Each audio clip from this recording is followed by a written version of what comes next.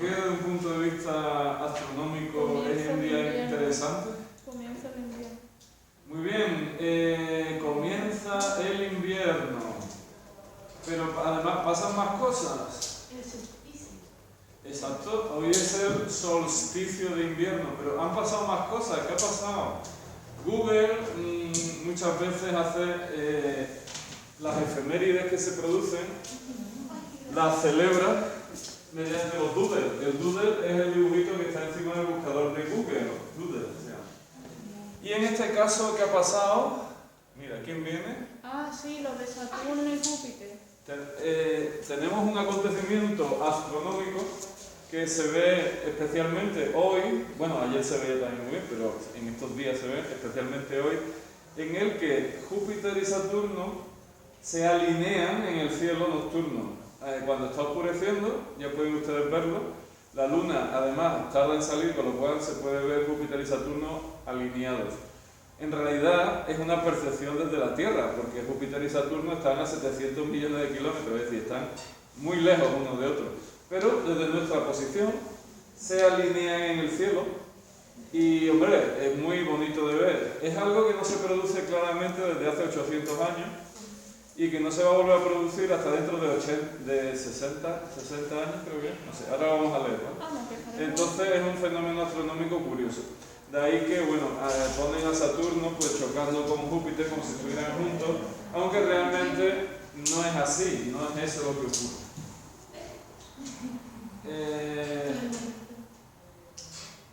Vamos a leer un artículo de, bueno, La Vanguardia, periódico catalán, sobre esto, ¿no? ¿Quién quiere leer? Pues venga. Google celebra el solsticio de invierno y gran conjunción. La noche más larga del año en el hemisferio norte coincide con un fenómeno planetario que no se volverá a ver hasta 2080. Muy bien. Sigue usted un poquito.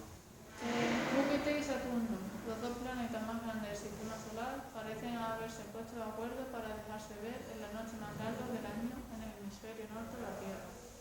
La gran conjunción, algo que no volverá a verse hasta dentro de 60 años, tiene lugar hoy, la jornada en la que se produce también el solsticio de invierno. Bueno, o sea que tenemos una casualidad, tenemos el solsticio de invierno. Uy, que no se ve, habría que darle al cañón un empujoncito. Da igual, déjalo, no te subas. Venga, ya sigue usted un poquito, ¿no? La gran conjunción. La gran conjunción significa que hoy Júpiter y Saturno casi se superpondrán para formar una especie de planeta doble. Un evento que desde hace casi 800 años, en la Edad Media, no ha sido fácilmente visible desde nuestro planeta. Muy bien. Eso sería la gran conjunción.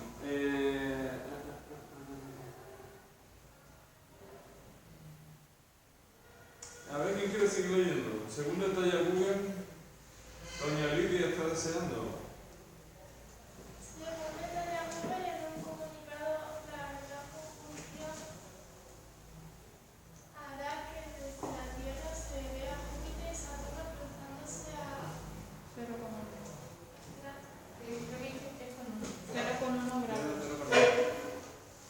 a 0,1 grados el uno del otro.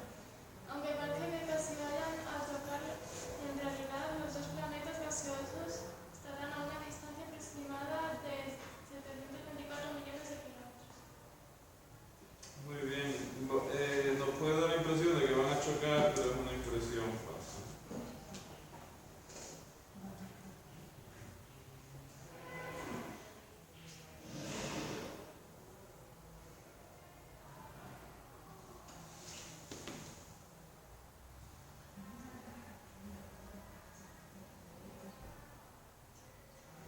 Esto de aquí es lo que se puede ver esta noche. Lo que pasa es que, claro, en fotografía siempre pierde mucho.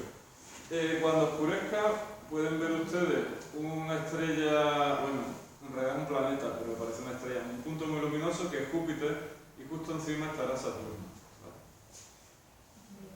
Muy bien, más cosas curiosas. Hoy es el solsticio de invierno. Doña Maggie está deseando leer. Léete. El invierno se estrena oficialmente este lunes a las 11 con 2 horas en España. Uy, 11 con 2 horas no sirve. ¿Cómo es? 11 y 2. A las 11 horas 2 minutos, ¿no? ¿Será?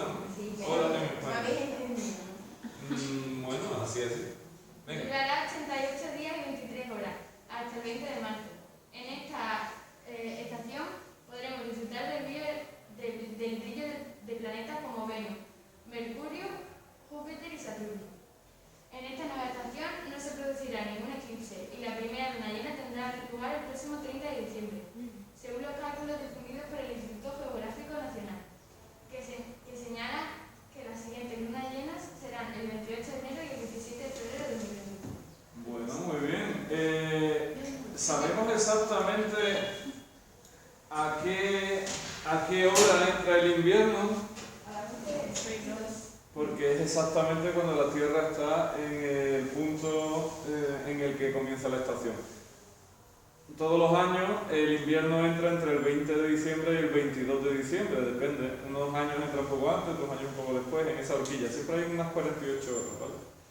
Y el invierno tiene importantes consecuencias para la Tierra. Por ejemplo, en el hemisferio norte, ¿qué es lo que pasa con las temperaturas? Son las más bajas del año. También hoy es el día más corto del año y la noche La más larga. más larga del año. Es el día que vamos a tener más oscuridad. Así que menos horas de sol y el sol más bajo en el horizonte implica pues menos temperatura. Hemisferio sur, lo contrario, están en el verano en el hemisferio sur. Pueden celebrar la Navidad yéndose a la playa, mangas cortas, pantalón corto, muy guay, ¿no? Tienen el día más largo del año, mayor número de horas de sol, el sol más perpendicular, con lo cual calienta más, ¿vale? Y en verano, pues al revés, nosotros solsticio de verano y ellos están viviendo el invierno austral durante nuestro verano. Bueno, cosas curiosas. ¿Dudas y preguntas sobre este tema? ¿No? Pues nada, esta noche tienen que intentar ver la conjunción de Júpiter y Saturno.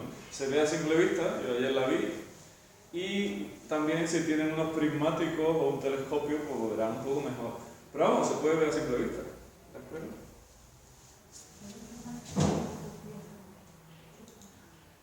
Muy bien. ¿Dónde se mira el temario? Muy bien, hay quien se lo ha aprendido ya y todo. Distrito Único Andaluz. ¿Y ahora dónde? Grado. ¿Y ahora dónde? Desde bachillerato. ¿Y ahora dónde? Orientaciones y exámenes. Nos vamos a geografía. Y nosotros estamos en el tema 5, así que nos vamos a la página 4 del documento.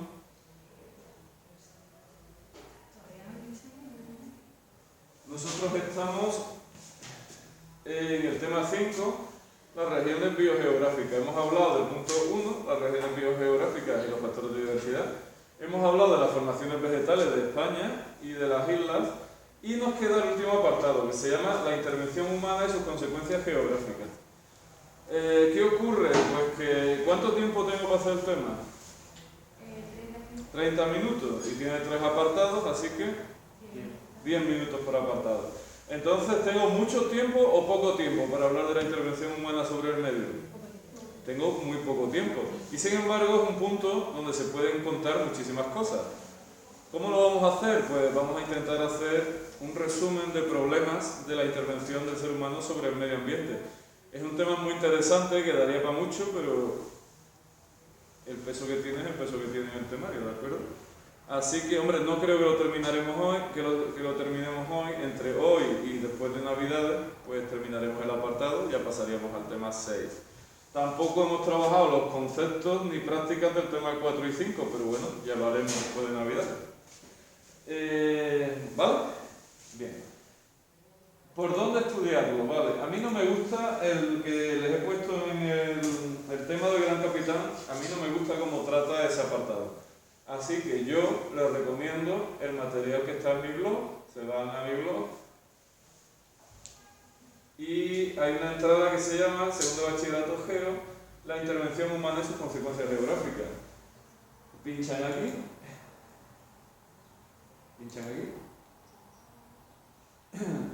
pinchan aquí y van a un enlace de Drive.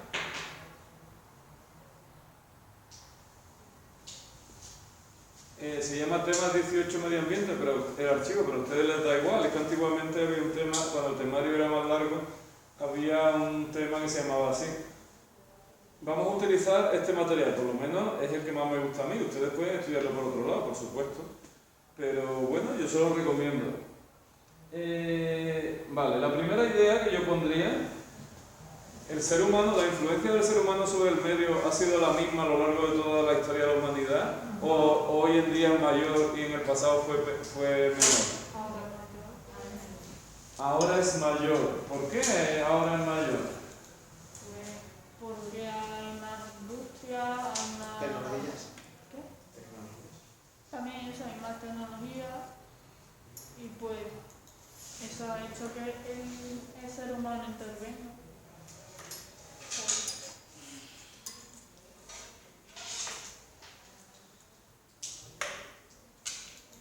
Muy bien.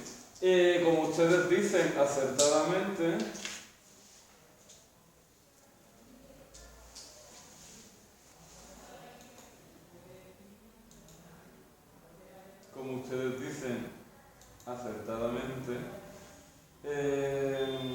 la intervención del ser humano sobre el medio no ha sido igual a lo largo de la historia del ser humano en la Tierra, ¿no?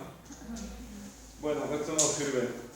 El 99% del tiempo de la especie humana sobre la Tierra ha sido prehistoria, con lo cual nuestra intervención sobre el medio era pues muy limitada, prácticamente no teníamos impacto, ¿no?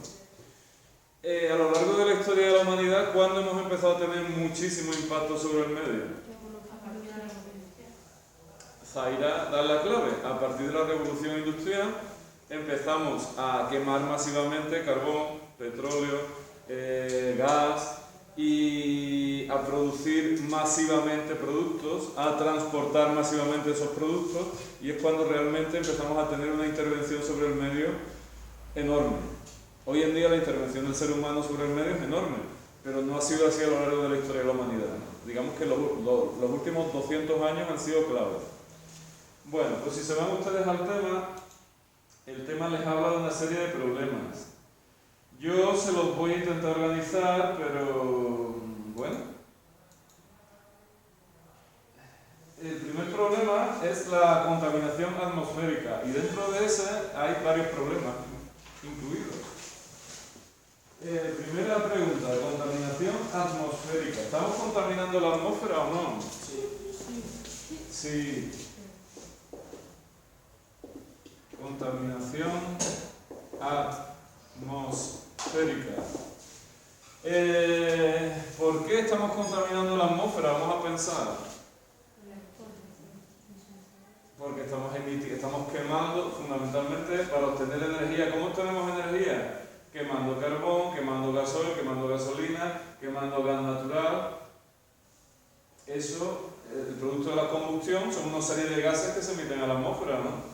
Esos gases tienen monóxido de carbono, CO, dióxido de carbono, CO2, dióxido de azufre, SO2, óxidos de nitrógenos, cloro y otros componentes químicos que estamos emitiendo continuamente a la atmósfera, ¿sí o no?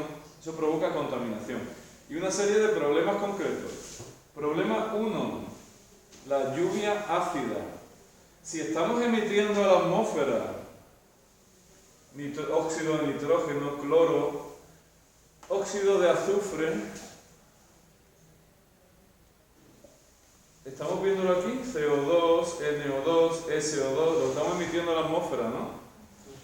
Cuando se forman las nubes, ese óxido de azufre, óxido de nitrógeno, interaccionan con el vapor de agua, y cuando llueve, cae lluvia que es una lluvia ácida, que contiene ácidos. ¿Qué ácidos contiene? Ácido sulfúrico y ácido nítrico. ¿Por qué?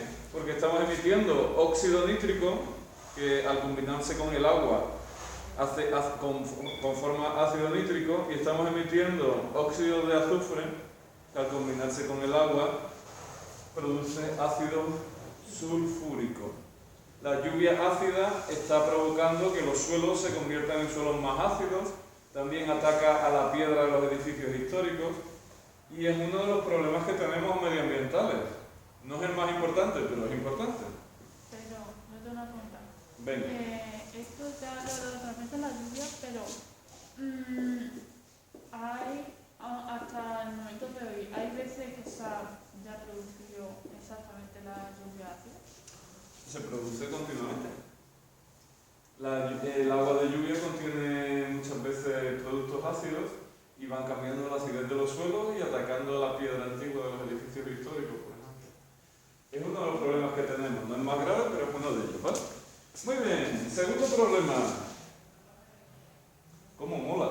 Hace unos años se descubrió que se estaba abriendo un agujero en la capa de ozono atmosférico, ¿sí o no?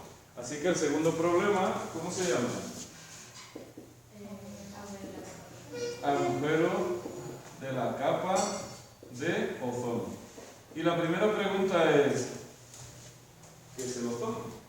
¿Alguien sabe lo que es el ozono? Una parte de la atmósfera. No exactamente.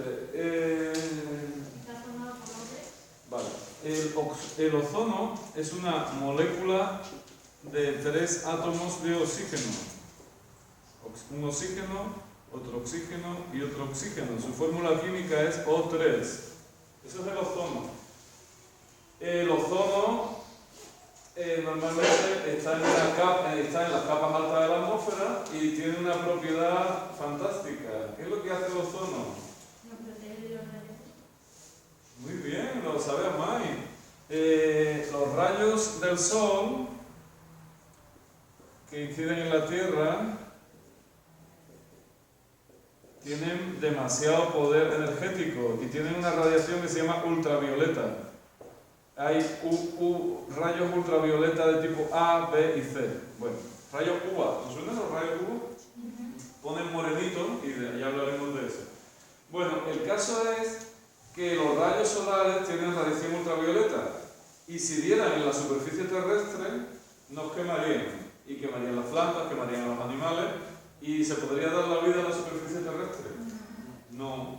Pero resulta que de forma natural en las capas altas de la atmósfera hay un compuesto formado por una molécula de 3 átomos de oxígeno, se llama ozono. ¿Y qué propiedad tiene el ozono? Que filtra, protege, retiene la radiación ultravioleta, con lo cual, fantástico. La vida en la Tierra, en la superficie, es posible gracias a que existe de forma natural ese ozono atmosférico que filtra la radiación ultravioleta, ¿vale? Bueno, hasta ahí perfecto. ¿Qué pasó? Pues que en los años 80, unos científicos, aquí estamos viendo la Antártida, 1979, 1980, 85, 2008, los científicos descubrieron que en la Antártida se estaba produciendo un agujero estacional en el ozono, por lo cual la radiación ultravioleta pasaba libremente a la superficie terrestre. En la Antártida no tiene demasiada importancia porque está cubierta de hielo y no hay muchos organismos vivos, ¿no? Pero ¿qué pasaría? Bueno, efectivamente, pero ¿qué pasaría si nos pasara a nosotros? Porque tendríamos que salir a la calle con trajes protectores, porque si no nos quemaríamos. Así que el problema, cuando surge en los años 80, cuando se descubre, causa una alarma científica enorme. Todas las portadas de los periódicos, los telediarios, empezaba a haber una preocupación enorme por el agujero de la capa de ozono, porque si eso seguía extendiéndose, podía poner en peligro la vida en la Tierra. Bueno, se pusieron a investigar qué está destruyendo el ozono, ¿no? La pregunta. ¿Y qué se descubrió? Pues se descubrió que los seres humanos estábamos fabricando unos gases en laboratorio que se llaman cloro, fluorocarbonos o carbonados, clorofluorocarbonados o gases llamados CFC. ¿Por qué? Pues C de cloro, F de fluoro y C de carbono, ¿no? Estábamos fabricando unos gases que se llamaban CFC en laboratorio, que eran muy útiles. ¿Y para qué eran muy útiles? Me pregunto. ¿Para qué? Que son los aerosoles, lo de las latas de pelo. Muy bien. Los desodorantes que son de este tipo. Vale. ¿Cómo enfría un frigorífico?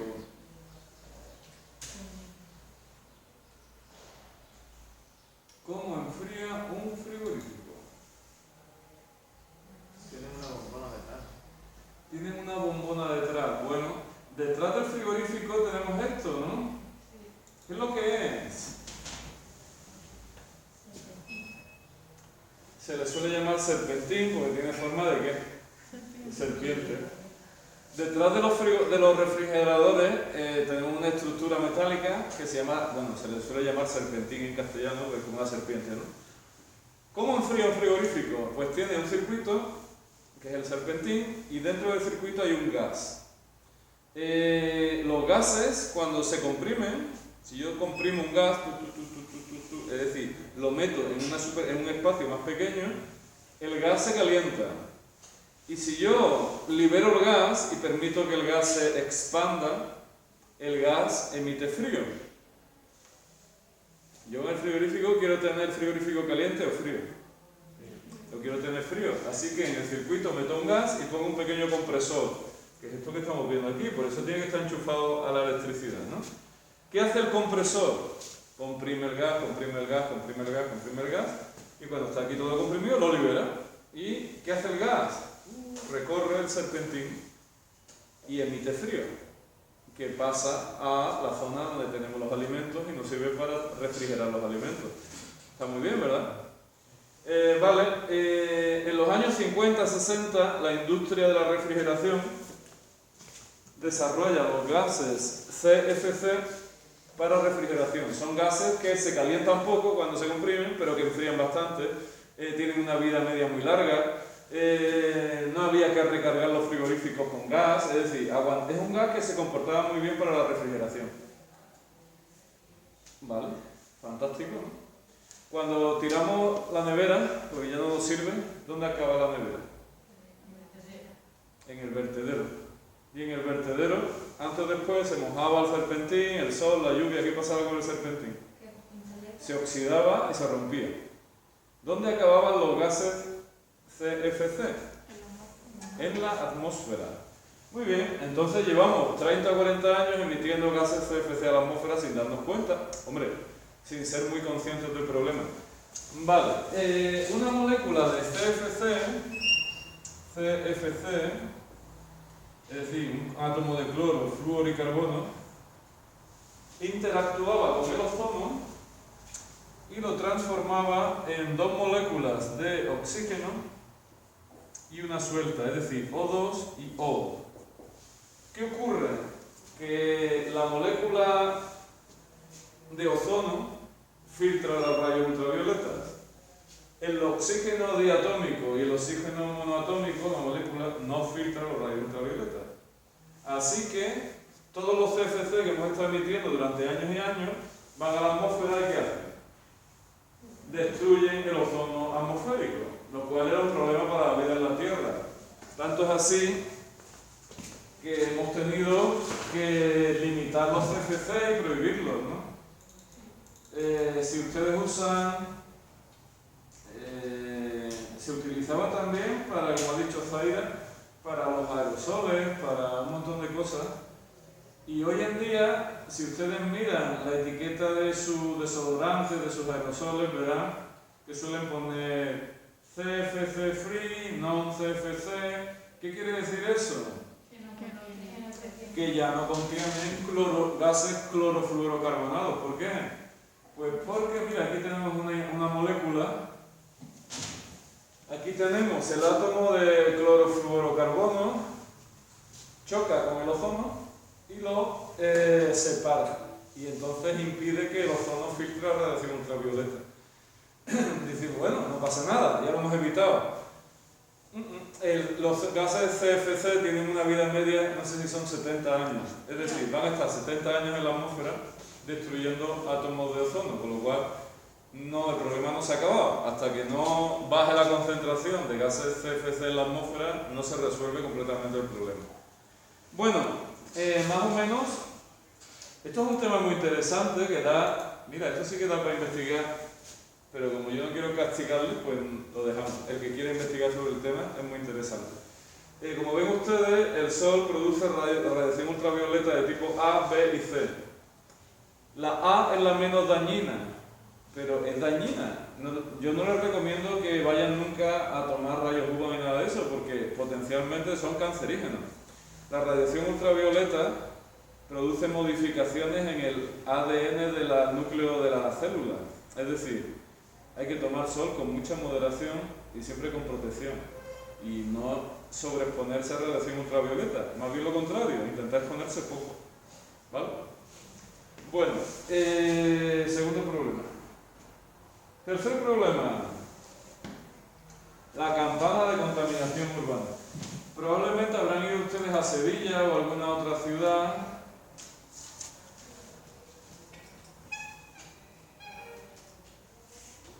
Por ejemplo, si van desde Huelva a Sevilla, se llega a la ciudad, está un poquito así en alto, ¿no? Y se ve esto, ahora en invierno. Una nube, una especie de nube.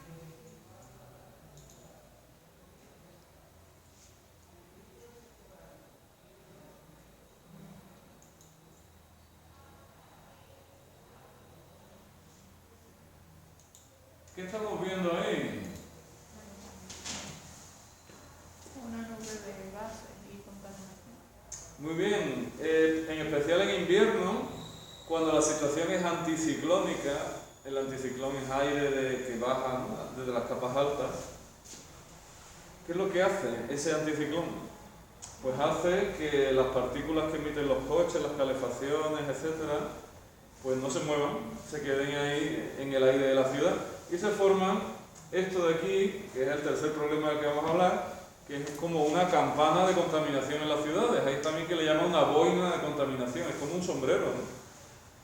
Esto se intensifica mucho en los meses de invierno en situaciones anticiclónicas, porque se queda ahí la contaminación un montón de días. También pasa mucho en Madrid. De hecho, seguro que ahora en Navidades hay algunos días en el que saltan las alarmas de contaminación en Madrid y en otras grandes ciudades.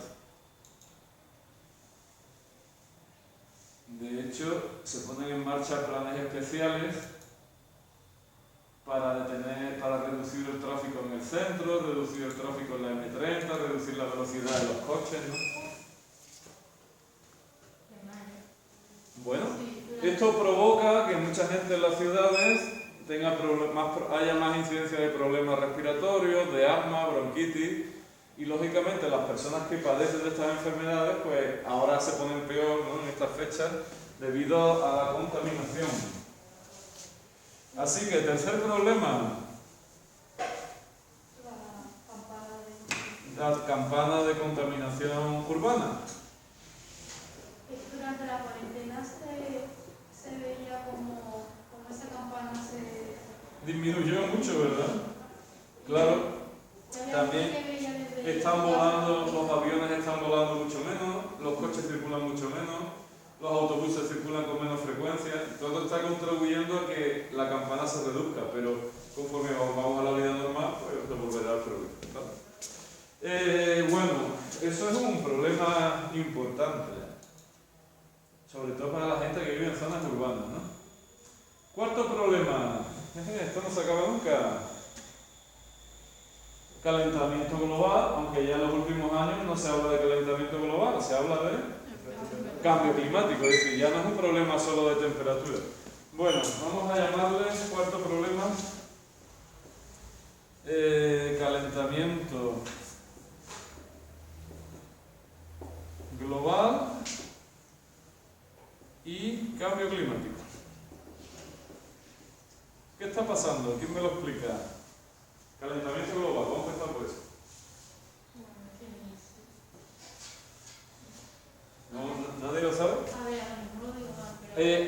Antes del calentamiento global se empleaba la expresión efecto invernadero. En los años 70, 80, 90 se hablaba de efecto invernadero. Venga, venga.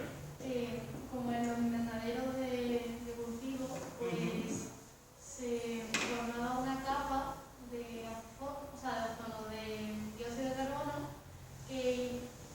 Vale, la estoy cagando, ¿verdad? No, sigue.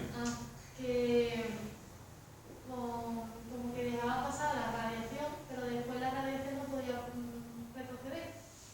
Muy bien. Entonces incidía mucho, la radiación incidía mucho y después el resto que quedaba pues se quedaba en la Tierra, entonces calentaba mucho la Tierra. Bueno, básicamente es eso, el efecto invernadero. ¿Es lo que pasa en un invernadero en invierno o es lo que pasa en nuestros coches en verano? ¿Qué pasa dentro de un coche en verano? No se puede estar. Los rayos solares atraviesan la ventanilla, ¿no? Y calientan los objetos que hay dentro, el asiento, el salpicadero, el volante.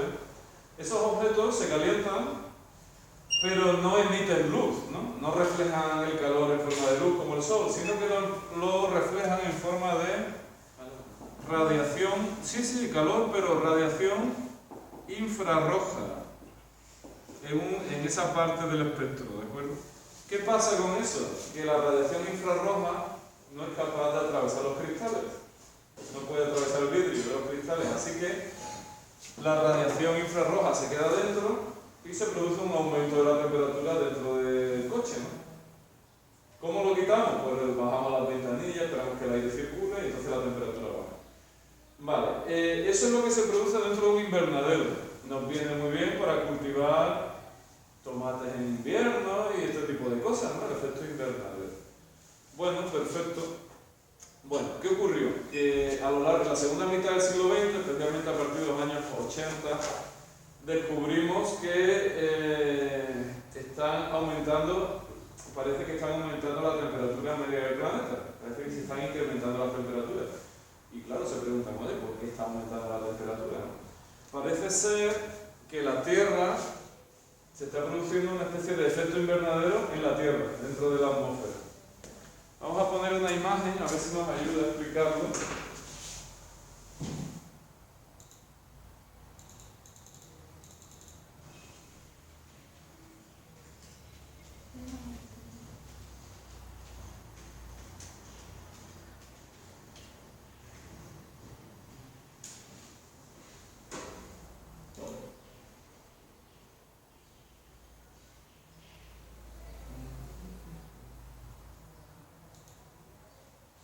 Vale, este nos va a ayudar.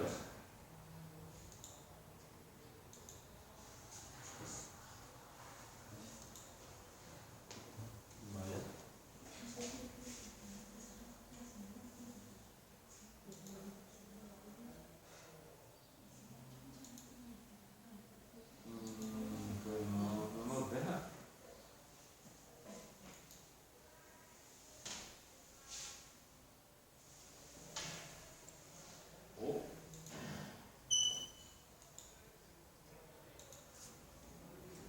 Muy bien.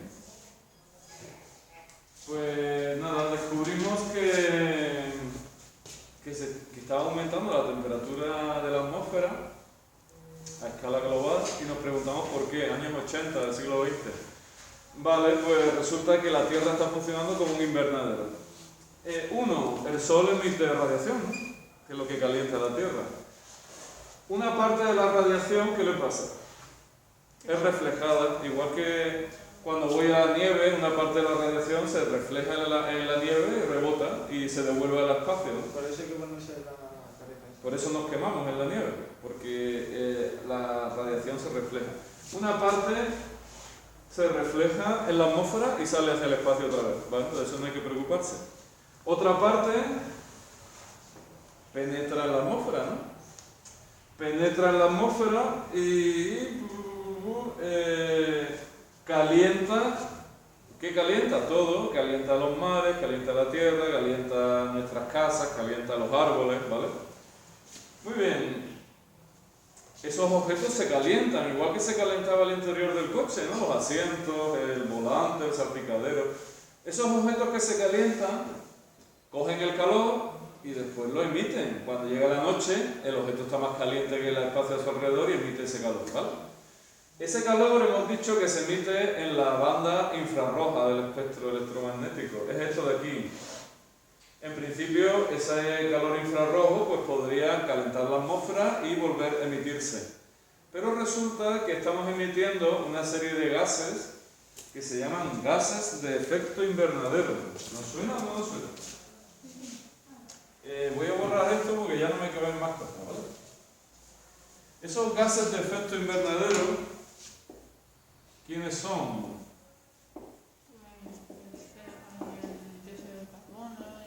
Exacto.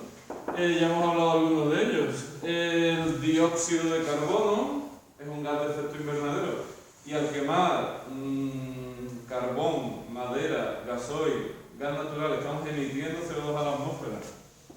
El vapor de agua es un gas de efecto invernadero, pero el vapor de agua circula por la atmósfera él solo, no tenemos la culpa nosotros a priori. Y después está el metano, que también emitimos metano y otros gases. De hecho, en los últimos años se está hablando de los óxidos de nitrógeno, que también son gases de efecto invernadero. Es decir, muchos de los gases que emitimos producto de la combustión son gases de efecto invernadero. ¿Qué están haciendo? Están haciendo que la radiación infrarroja de los objetos que se calientan a la superficie terrestre no pueda salir de la atmósfera, con lo cual la temperatura de la atmósfera está subiendo. Es como si la Tierra fuera un pequeño invernadero. Bueno, ¿voy muy rápido o vamos bien? Sería el cuarto problema. Hay un efecto invernadero positivo, porque la Tierra, la temperatura de la Tierra sería menos 18 grados centígrados si no existiera un efecto invernadero natural. Es decir, no habría vida en la Tierra, pero debido a los volcanes, a las emisiones de los volcanes, de forma natural, hay un efecto invernadero que la temperatura actual está en torno a los 15 grados, la temperatura media de la Tierra. Eso quiere decir que el efecto invernadero no es de por sí malo, sino que hay un efecto invernadero que nos beneficia. Pero el problema es que estamos incrementando. Aquí tenemos una gráfica donde se ven las emisiones de gases de efecto invernadero en España. ¿Qué ha pasado desde 1990 hasta 2007? No paramos de emitir cada vez más gases de efecto invernadero, con lo cual la temperatura media, las proyecciones son que para finales del siglo XXI, estamos en 2020, quedan 80 años, la temperatura pueda subir entre 1,1 y 6 grados. Eso, cuando se escribió este libro, eran las perspectivas, ¿no? Ya estamos en una subida de más de 1 grado. Está confirmada en 2020, la temperatura media subió 1 grado. Así que el panorama no es muy positivo, porque si ya estamos aquí, lo que se esperaba para final del siglo XXI, en 2020 ya está. En este escenario se supone que es en el que estamos, en 1 grado. Hay que intentar evitar la subida de temperatura. ¿Qué se plantea para intentar evitarla?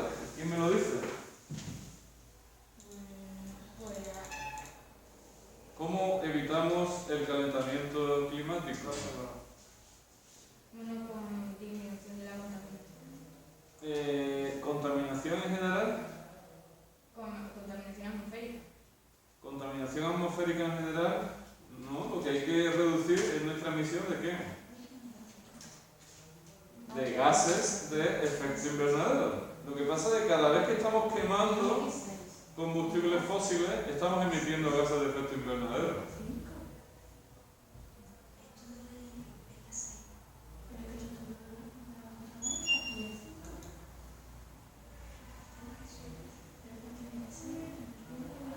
O sea, cuando nosotros hacemos la candela, Estás emitiendo CO2 básicamente, que son gases de efecto invernadero. Cada vez que quemamos combustibles fósiles, carbón, madera, petróleo, gas natural, gas butano, estamos emitiendo. Por eso te dicen que lo más ecológico es o ir en bicicleta a los sitios, o ir andando, o utilizar transporte público. ¿Por qué? Porque en un autobús un montón de personas pueden ir, aunque se esté emitiendo, pero claro, al dividir por el número de personas, No es lo mismo que ir cada uno en su coche. Entonces estaríamos cada uno emitiendo, ¿no? Bueno, el problema es importante, es muy importante. ¿Qué han hecho los gobiernos del mundo? Bueno, pues en 2015 hubo una reunión en París y se alcanzó un acuerdo. ¿Cómo se llama? El Acuerdo de París. En inglés sería pues Paris Agreement. En francés, Accord de París. Acuerdo de París. ¿Qué es lo que persigue? Persigue la reducción de emisiones de gases de efecto invernadero. CO2, metano, óxido de nitrógeno, etc. Cuanto menos gases emitamos, la temperatura dejará de subir, se supone, ¿no? El acuerdo busca mantener el aumento de la temperatura global promedio por debajo de los 2 grados. Un objetivo que a día de hoy es complicado, pero bueno, ahí está. Vale.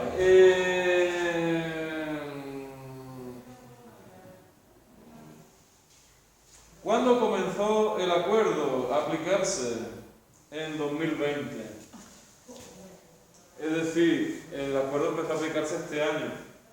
Pero hay una serie de conferencias sobre cambio climático que se hacen anualmente. Conferencias sobre cambio climático. Últimamente se llaman COP por sus siglas. La C de conferencia y OP, ¿de dónde viene? No tengo ni idea. Hace poco, bueno, en Madrid se celebró en noviembre del año pasado la COP25. Sin embargo, quedó muy ensombrecida por el tema del coronavirus. Bueno, no, todavía no había coronavirus, ¿no? ¿Por qué quedó ensombrecida la cumbre de Madrid del año pasado? No me acuerdo por qué. Bueno, el caso que en 2017, por ejemplo, Trump decidió que Estados Unidos se retirara del Acuerdo de París. La parte buena, ¿hay un acuerdo? Pues sí. La parte mala, ¿no? ¿O qué dicen los críticos? Que Estados Unidos es que uno de los que más contamina. Claro, Estados Unidos, que uno de los más contaminen, no estén, pues es un problema. China es otro de los grandes contaminantes, creo que tampoco está. Es decir, los grandes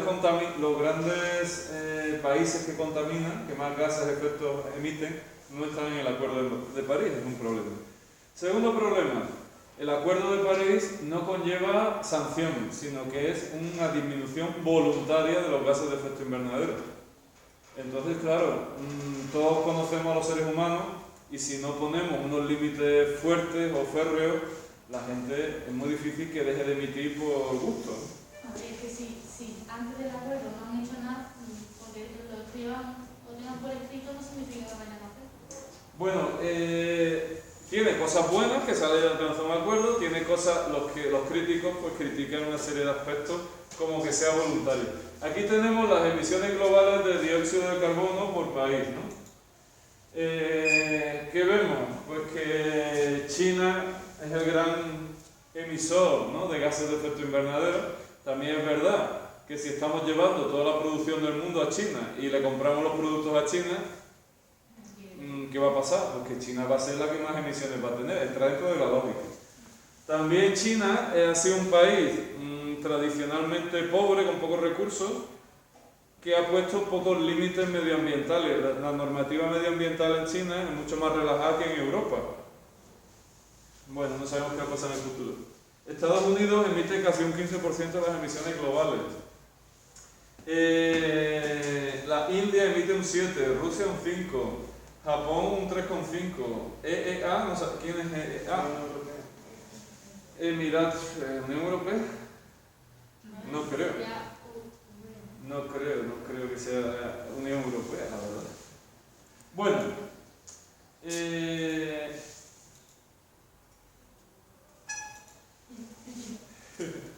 Bueno, no pues sé, ya sé no sé. incluso Emiratos Árabes.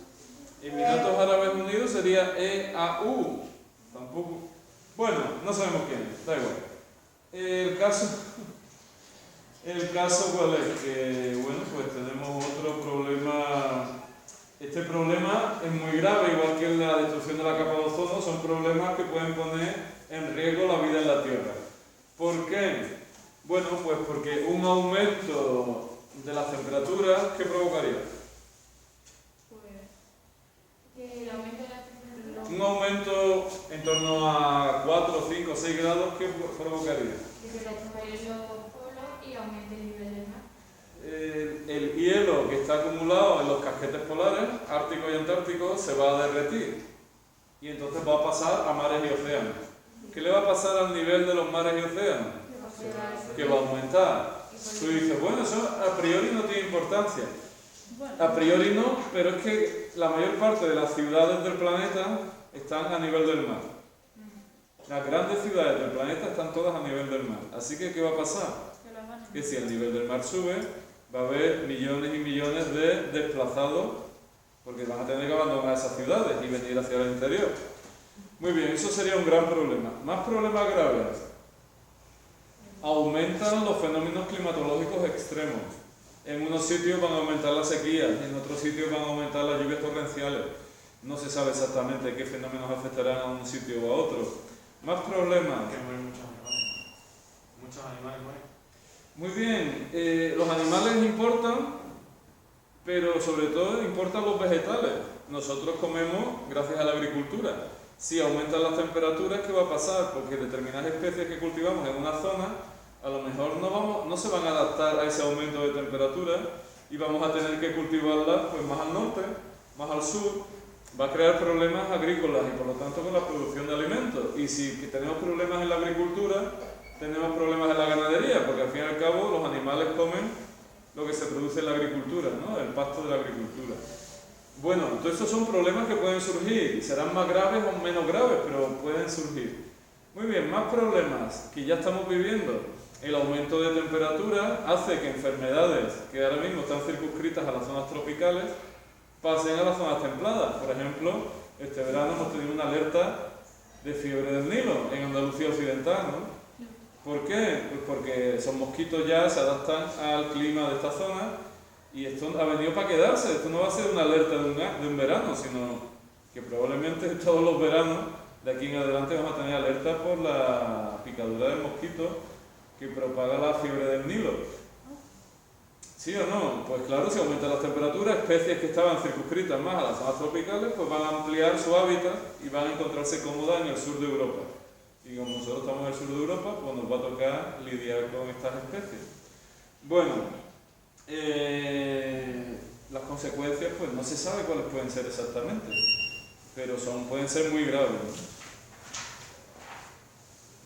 Bueno, yo creo que con esto va que chuta. 4 grandes problemas, hay muchos más. Y yo no quiero deprimirles, pero es verdad que tenemos muchos problemas medioambientales sobre la mesa, ¿no? Hemos hablado de la contaminación atmosférica y sus consecuencias, pues la lluvia ácida, un problema. Hemos hablado de la reducción, el agujero de la capa de ozono, que parece ser que está controlado, pero es un problema que está sobre la mesa, que puede ser muy grave. Tercer problema, la campana o boina de contaminación de los núcleos urbanos, que, oye, hay una sobremortalidad, las personas mayores y problemas con problemas respiratorios fallecen en mayor medida en las ciudades que en las zonas rurales. ¿Por qué? Pues por la contaminación, calentamiento global o efecto invernadero, que ya no se llama efecto invernadero ni calentamiento global, ya se está hablando de cambio climático, porque se está viendo que es un proceso casi irreversible, ¿no? Que va a ser muy difícil de frenar. Y además, como dice el nombre, que cambia el clima. Claro, puede provocar un cambio en el clima de la Tierra. Bueno, son grandes desafíos. Por otro lado, a pesar de todo, yo soy optimista porque pienso que igual que hemos creado algunos de estos problemas, pues vamos a crear soluciones o vamos a encontrar soluciones a estos problemas en el futuro. Mucha gente está muy concienciada y intentan contaminar lo menos posible, intentan emitir lo menos posible. Básicamente, bueno, hasta aquí estoy yo. Que buenas vacaciones y que os